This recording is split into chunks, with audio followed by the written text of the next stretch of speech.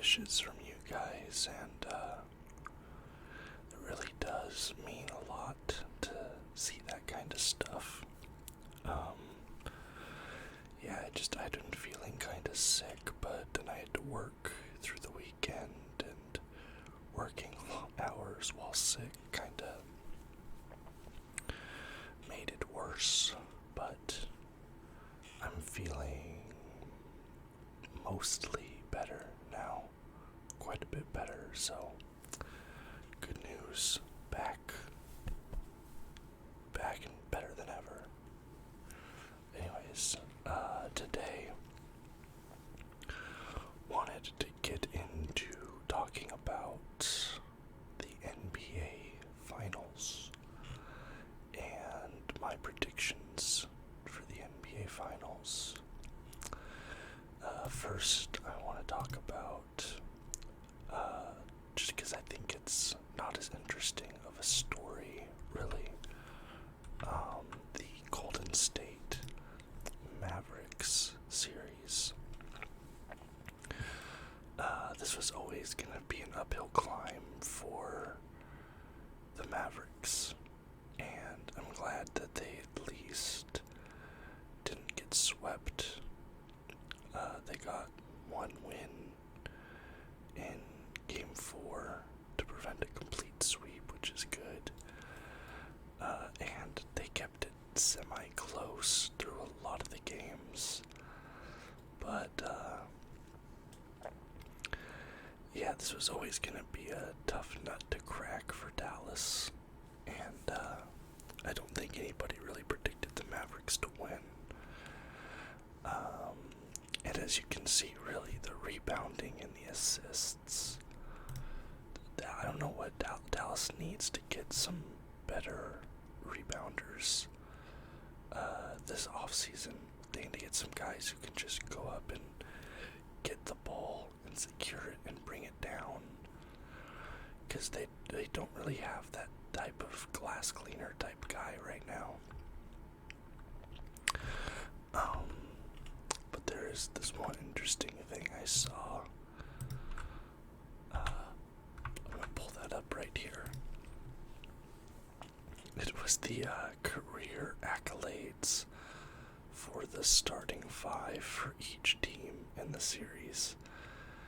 And, I mean, as you can see, yeah, it just wasn't much of a comparison. Dallas was gravely mismatched in this series. Just a complete and total mismatch. But, congratulations to Golden State. At the beginning of this season, I think Steph Curry even, kind of addressed this in an interview he gave. Nobody, and I mean nobody, was expecting them to get back to the NBA Finals. And what a great story for Klay Thompson, too. He's been out for 2 seasons now with injuries. Just been struggling. He comes back and he's played pivotal roles all through the playoffs, made big shots. I think he had 7 3-pointers in Game 5. So, been huge, and a good story for Golden State too. Now that they no longer are in the Kevin Durant era, they're a lot more likable in people's eyes. I feel like, I know I certainly have a lot less malice towards them now compared to back when they had KD on the squad. But yeah, just in general, I don't find this matchup really too interesting, just because it was such a mismatch. One interesting thing, though, hold on, this might be, let me check this.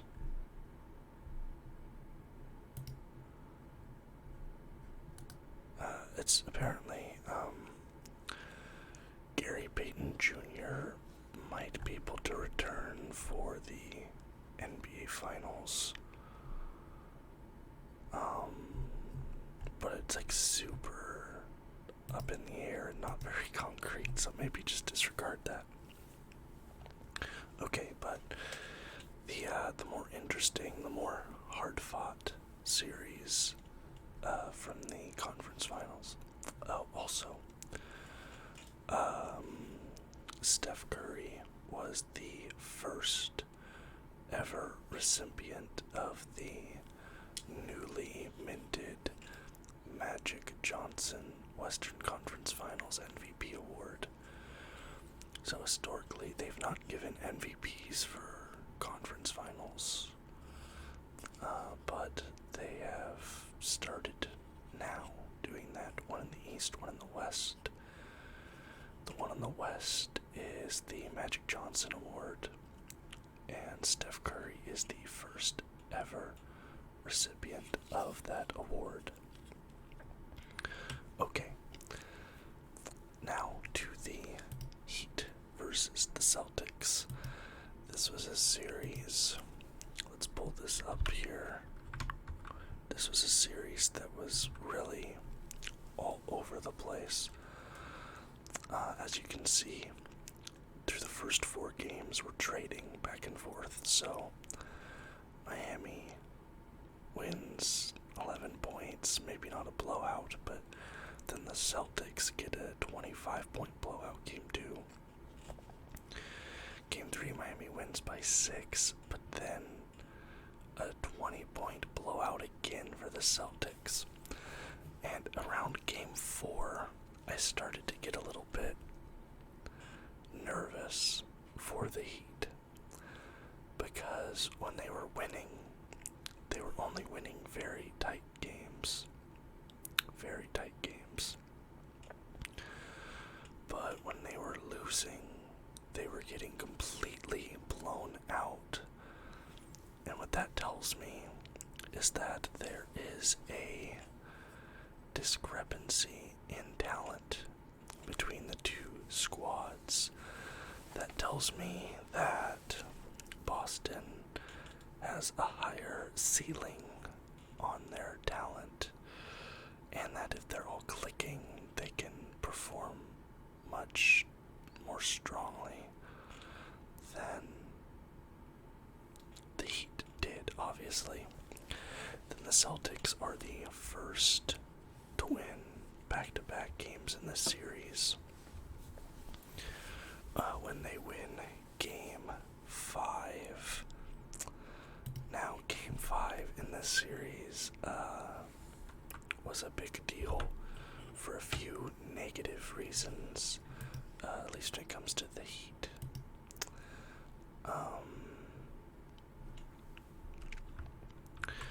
It says, here's one: the Heat did not make a shot until there was 3 minutes and 22 seconds left in the first quarter, the longest drought without a field goal to start any playoff game over the past 25 years, and that's for Game 5.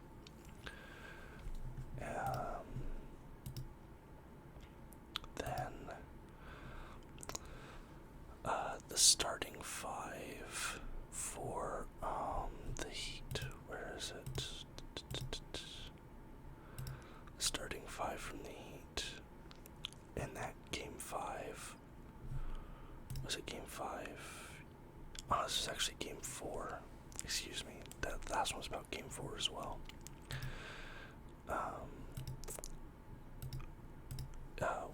The starting 5 only produced 18 points. 18 points.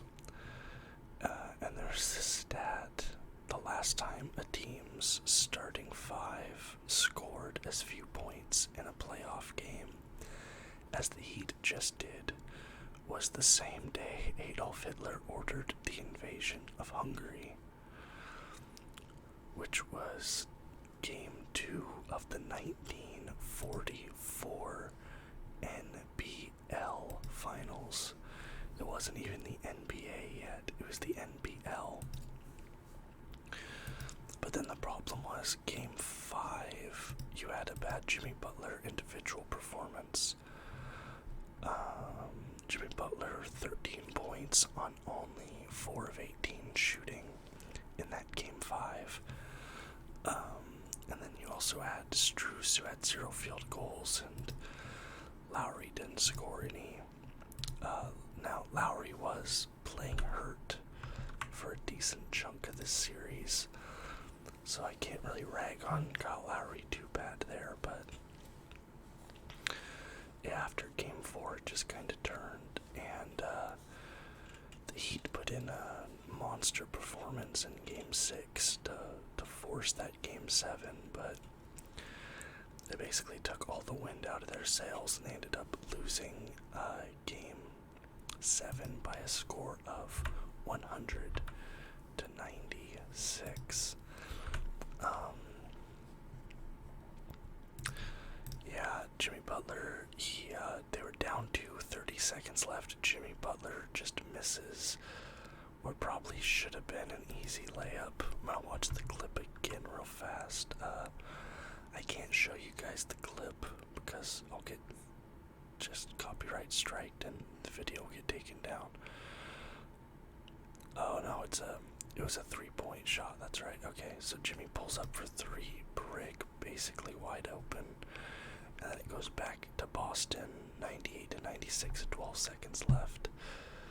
So, yep. Anything else? I mean, yeah, that Game 6 performance from Jimmy Butler, 47 points, 16 to 29, 9 assists, 8 rebounds, 4 steals, 1 block. That's a crazy, crazy stat line from Jimmy Butler. But we are setting up for the Golden State Warriors versus the Boston Celtics in the NBA Finals. So, let's take a look here. The record, actually pretty comparable in the regular season, but every single counting stat is going in favor, as far as the averages go, going in favor of the Golden State Warriors. Let's go look at some more stats in this category. So, team comparison in the regular season. So in the regular season, the Celtics has the points and rebounds. Assists, steals, that's going to the Warriors. Blocks goes to the Celtics. Let's see our leading assists for this. Wait, what is this? Oh, Marcus Smart compared to Draymond Green, 5.9 to 7. Rebounds, bigly, largely in favor of Robert Williams. Points going in favor of Tatum. Blocks going in favor of Robert Williams there. But the thing with the Warriors that's tricky is just their style of play is exhausting for defenses. Now, the Celtics have been playing very good team defense. Especially in that Heat series, they played good team defense, but the Heat does not have shooters like the Warriors do. The Warriors have amazing 3-point shooters, playmaking. The coaching is definitely in favor of the Warriors, in my opinion. So I really can't make any other prediction than Warriors winning this one. I don't think that it's gonna be a sweep. I don't think that. But I do think it's gonna be a win for the Warriors. Also, there's this. The last 3 years, 2015, 2017, 2018, Kendrick Lamar dropped an album. The Golden State Warriors won a championship. Kendrick dropped an album this year.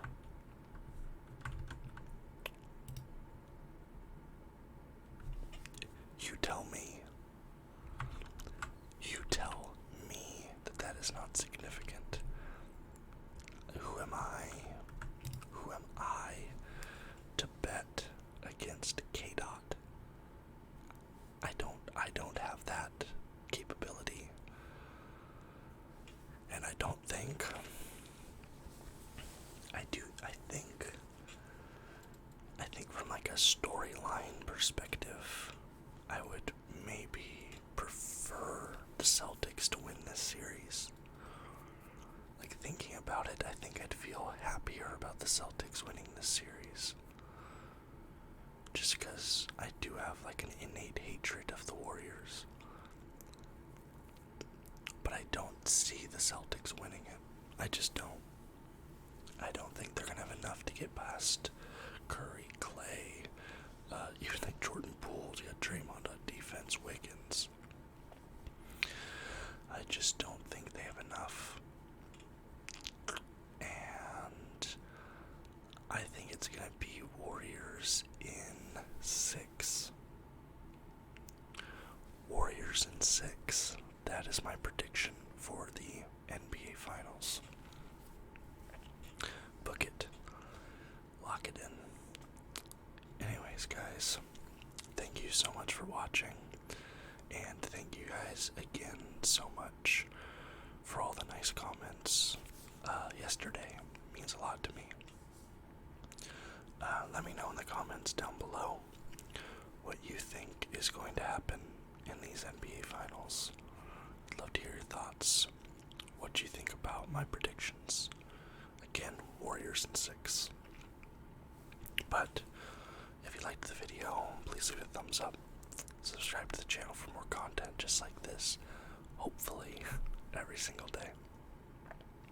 Until next time, guys. Bye-bye.